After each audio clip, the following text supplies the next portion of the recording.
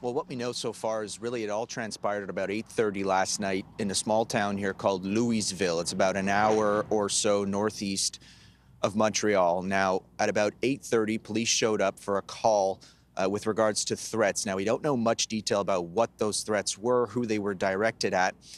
The individual, the alleged suspect, was in the process of being arrested and being read his rights. And that's when authorities say he picked up a knife and appears to have stabbed Maureen Bro.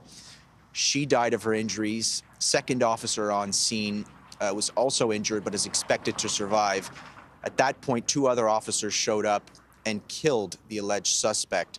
Now, from there, as is custom here in Quebec, Quebec's Bureau of Independent Investigations then gets involved. When there's a death in a police intervention, the Quebec Bureau of Independent Investigations gets involved. That's known as the BEI.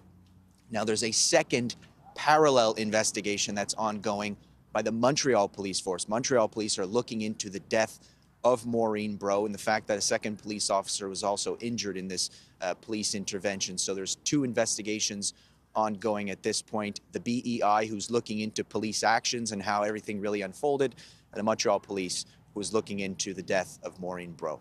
And when we caught up with an SQ, the Quebec's provincial police, a spokesperson from the squad told us that she was a more than 20-year veteran of the force. She was pretty high ranked here in this region. She had a lot of experience, a veteran police officer. Her husband, we're also learning, was an officer with the SQ as well, and they had kids, they had children together.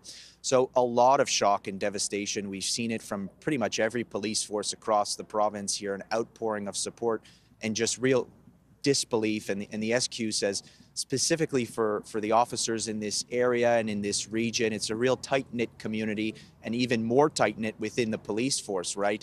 So an absolute stunning event. Lots of devastation, a lot of emotions. We've seen the outpouring of support and emotions from different politicians. Really a shocking scenario that's unfolding here in Louisville.